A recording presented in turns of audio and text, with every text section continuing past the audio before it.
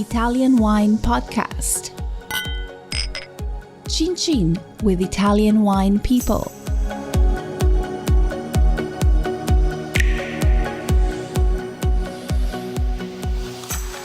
Italian Wine Podcast, as wine2wine 2020 media partner, is proud to present a series of sessions chosen to highlight key themes and ideas and recorded during the two-day event held on November 23rd and 24th, 2020.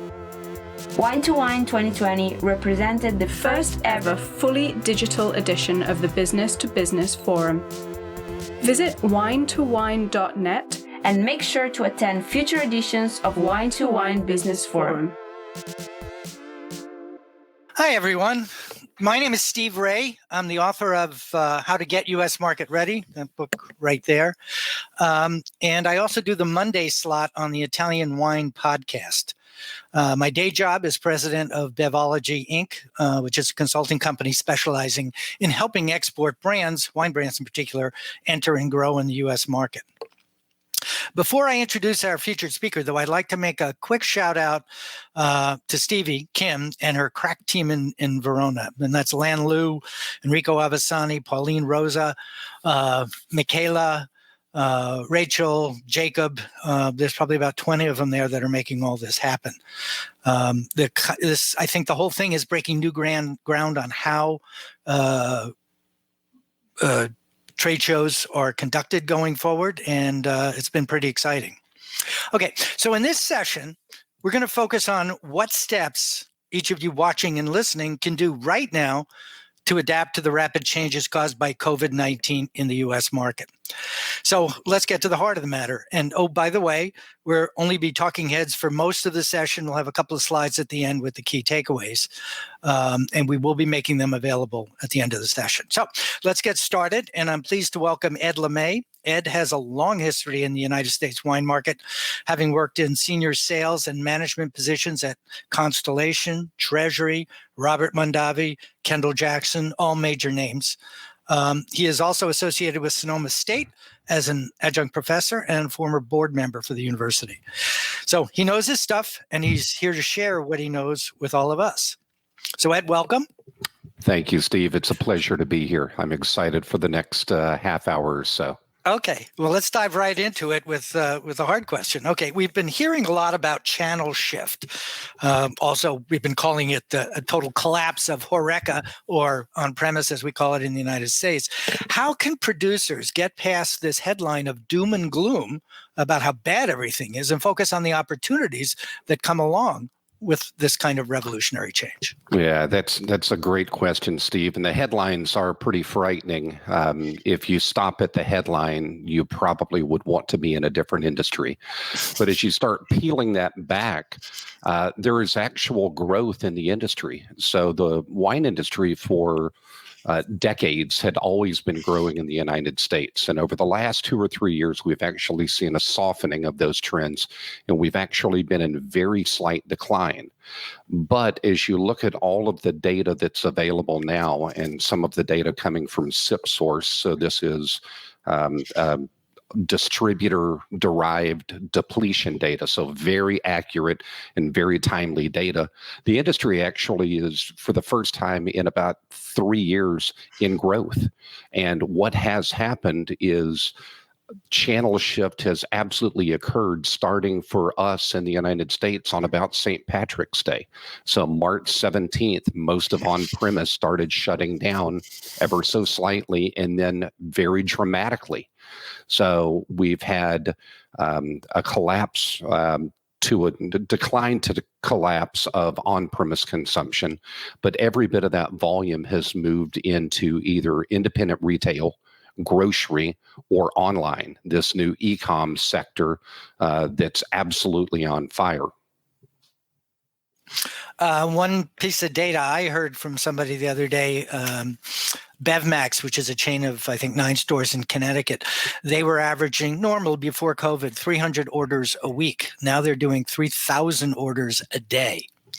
And I think that's indicative to the kind of change that's happening. Yeah, Steve, that doesn't surprise me. I think that according to SOVO ship compliant DTC, or direct to consumer, as we would call it, that e-com channel, it could wind up being a $4 billion sector for business by the close of this year.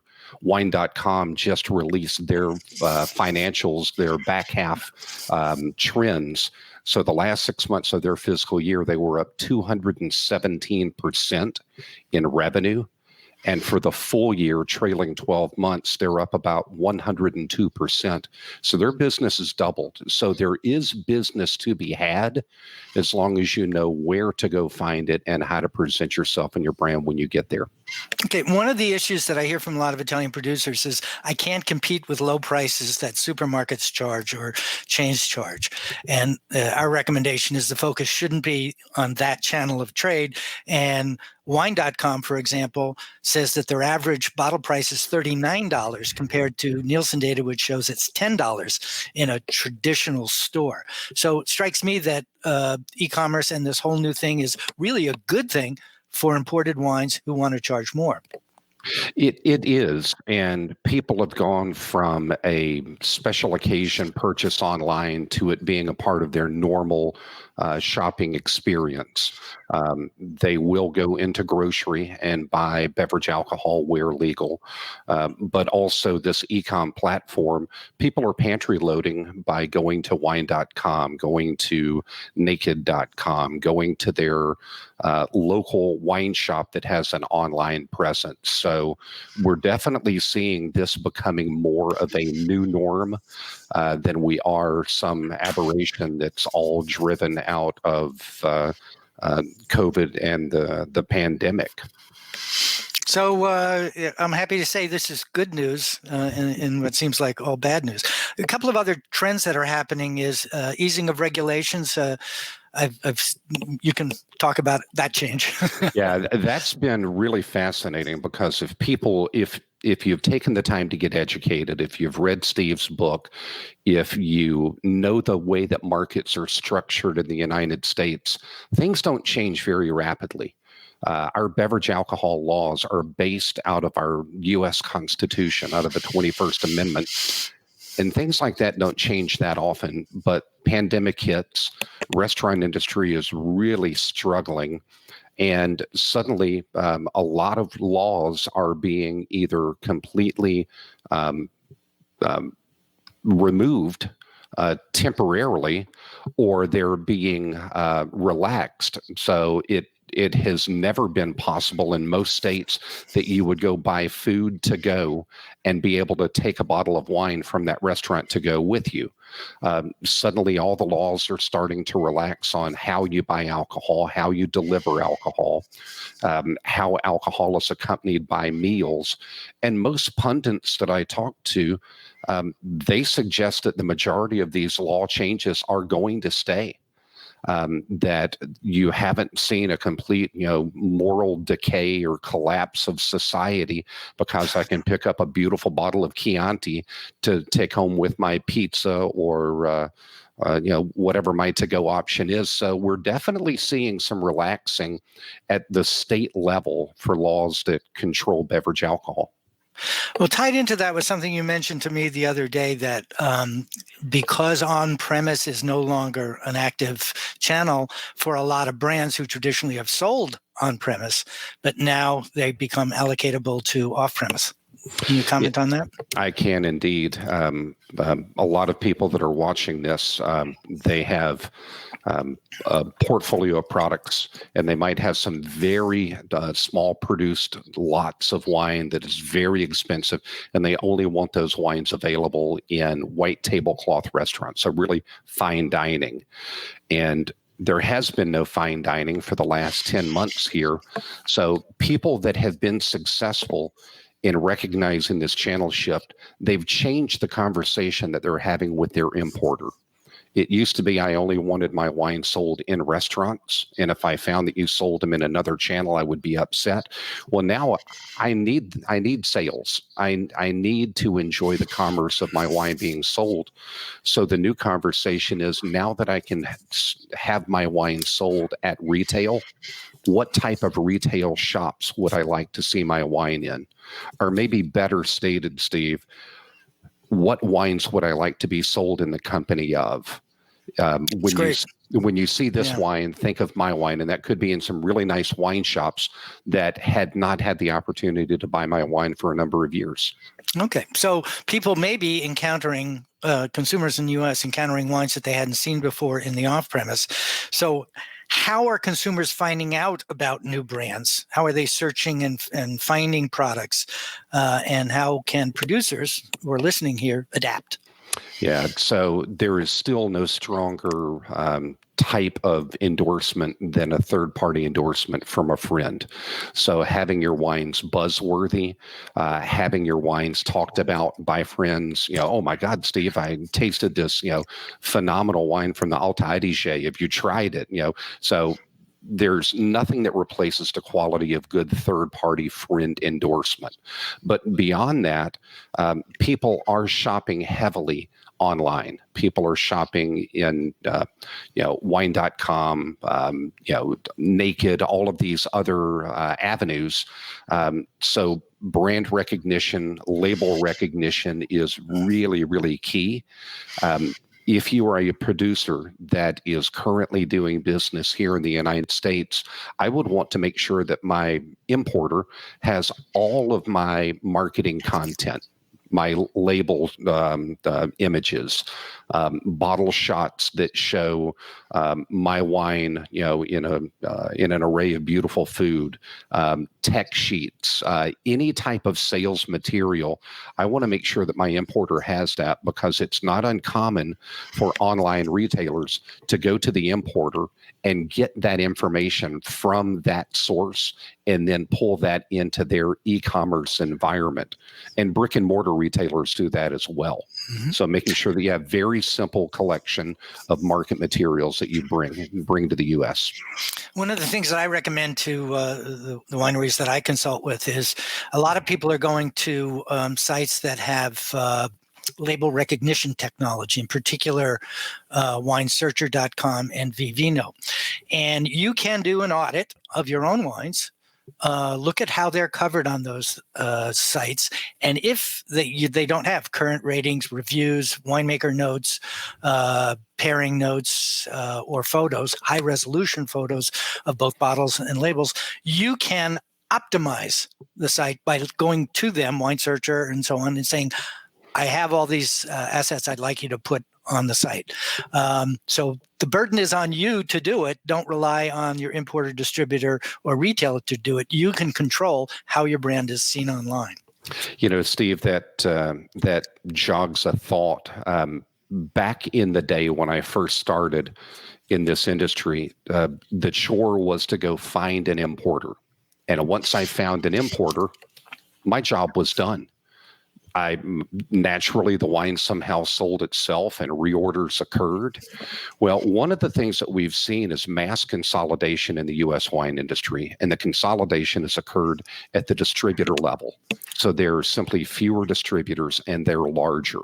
So the competition, once you find an importer and an importer finds a distributor for you, once you get into that portfolio of products, there's immense competition for what a sales rep should be selling. So the notion that I find an importer and my job is done, that is been changed 180 degrees. If I find an importer, that's when my job starts, because I need to make sure that I am taking responsibility for constantly selling wine to my importer, through my importer, onto the distributor, and then finding ways to have market relevance. So finding markets that you enjoy visiting, retailers and restaurateurs that you keep an active dialogue with once you've come back home from a market visit. So the responsibility really is on the producer to constantly be talking about their wine and keeping their brand front of mind with retailers, restaurateurs, all down through the value chain. Okay. Well, those comments kind of beg the question number 3 that I have for you is a common question we all hear. Ed specializes in route to market. It's the same thing that I do in different ways. And the common question is, can you help me find an importer? And my response is, are they asking the right question? Comment? Yeah. So I think the question should be, how can I penetrate the U.S. market and create meaningful business? How can I see my wine depleted all the way through the value chain?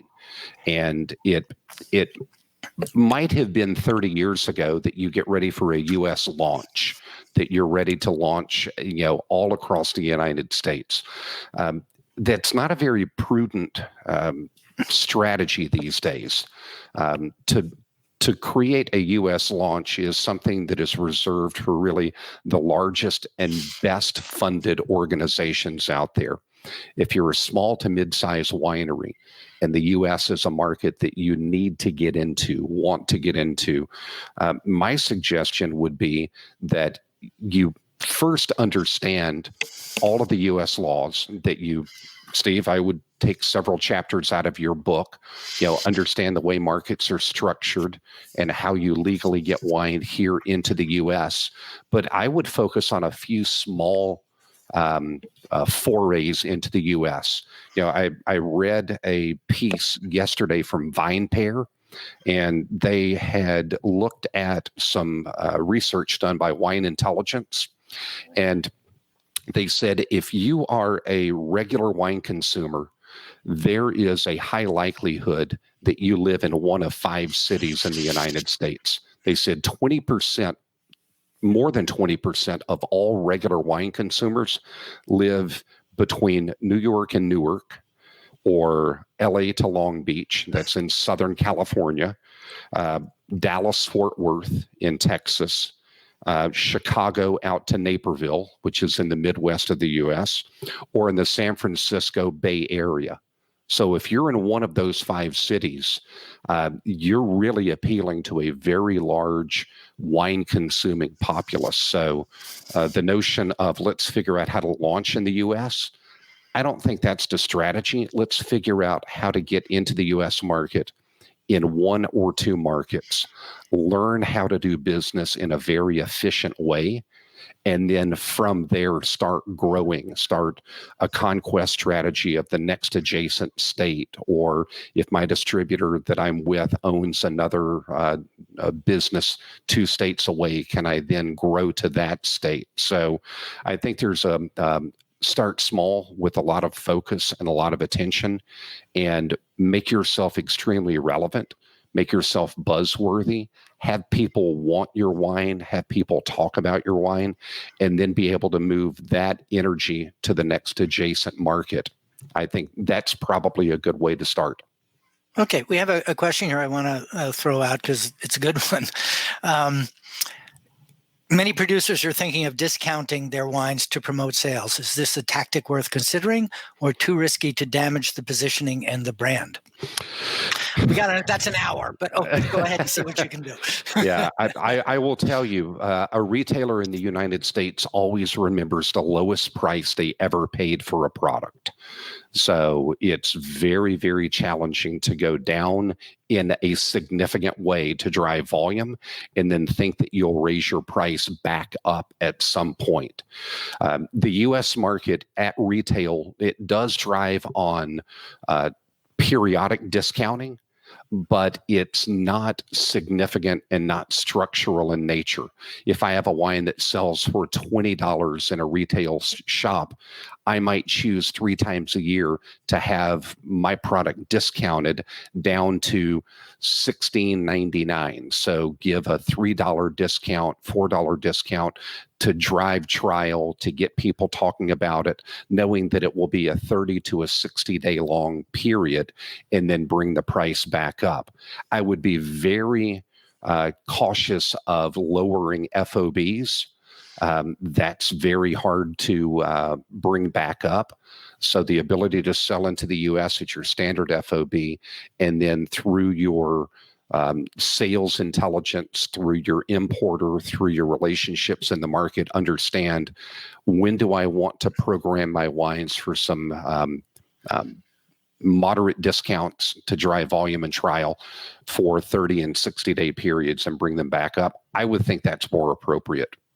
Yeah, my thought is discounting is okay for a brand that has an established presence and velocity in the marketplace, but generally the brands that we're talking to and working with don't, and so it really shouldn't be part of the conversation at all, because it's not what the retail price is. You don't control that. The retailer controls that in the U.S. Yeah. 52 different markets, different rules in every state. All you can control is the FOB price or the ex-works price, and make sure that you're understanding how a U.S. price structure works. And a little recommendation here is on the getusmarketready.com website of the book, there's a couple of free tools, and one of them there is a price structure tool so that people can go into the Excel spreadsheet and start playing with things like margins and discounts and so forth.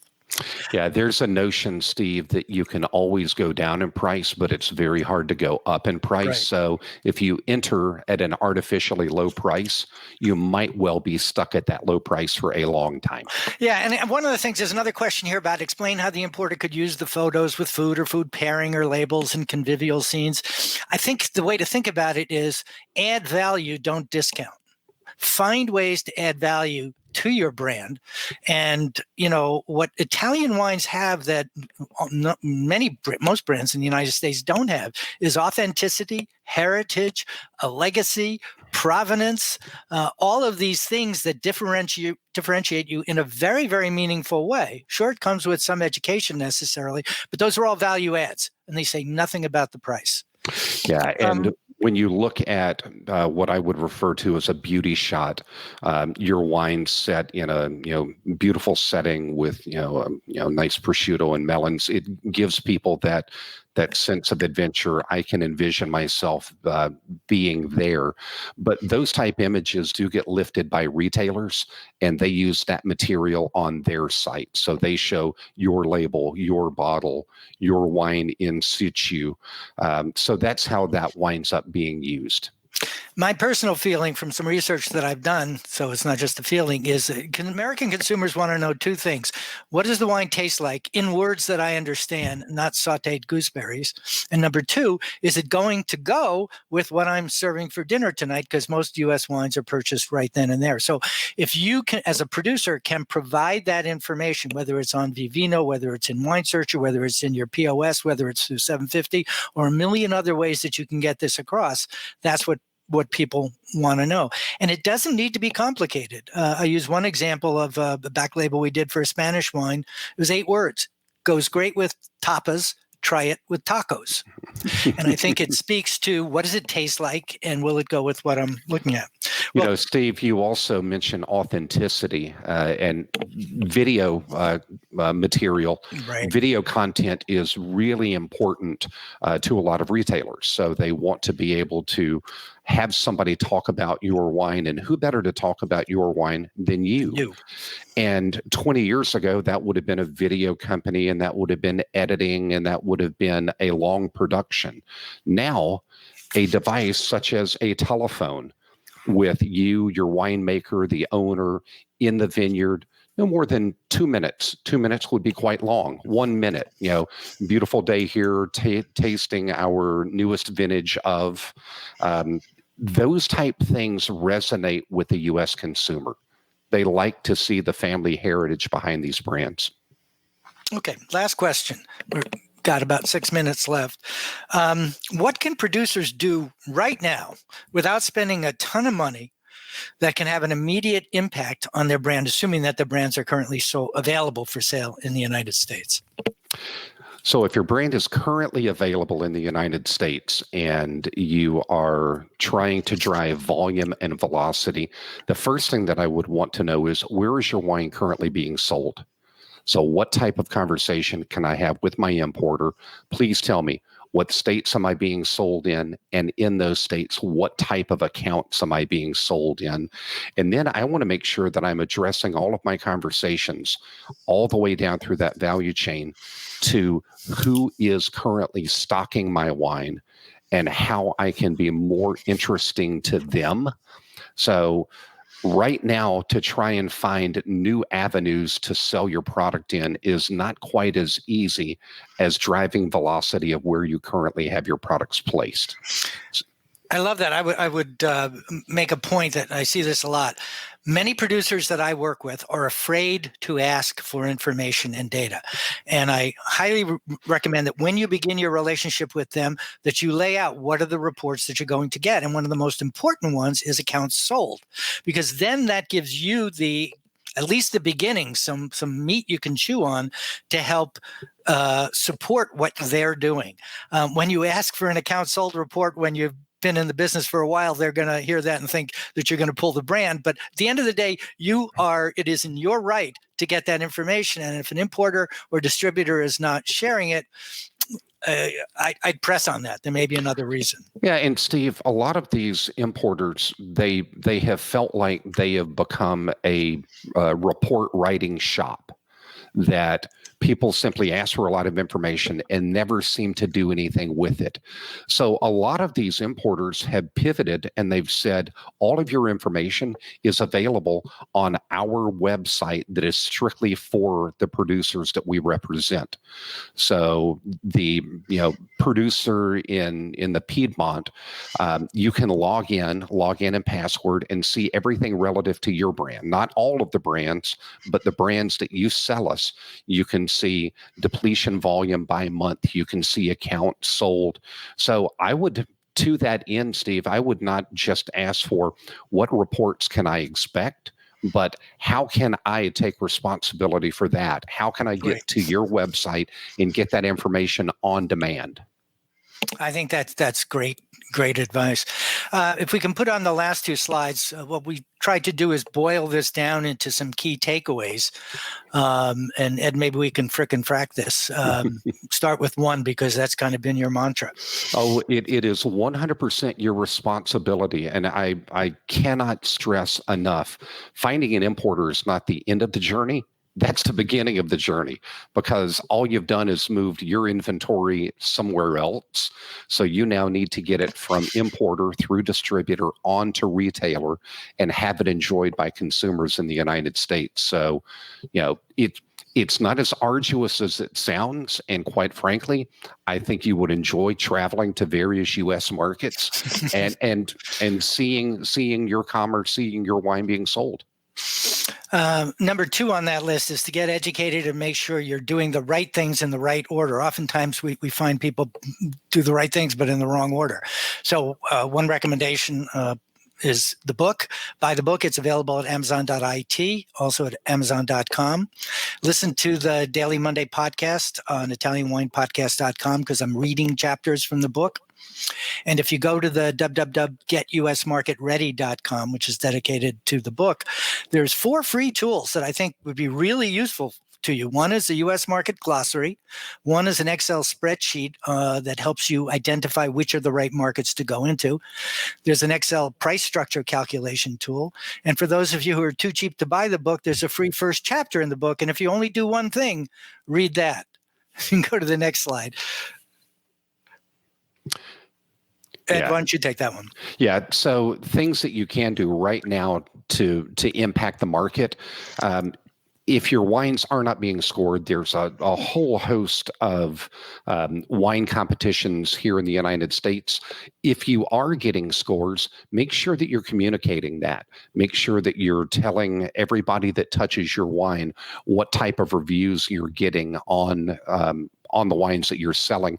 And then Steve had talked about optimizing all of the content that is out there. If you have done a major package redress, if you have changed your label and you absolutely love it, you need to make sure and go to Wine Searcher and Vivino and all of these other tools and audit their site. Make sure that they have the most up-to-date content for your brands that they have.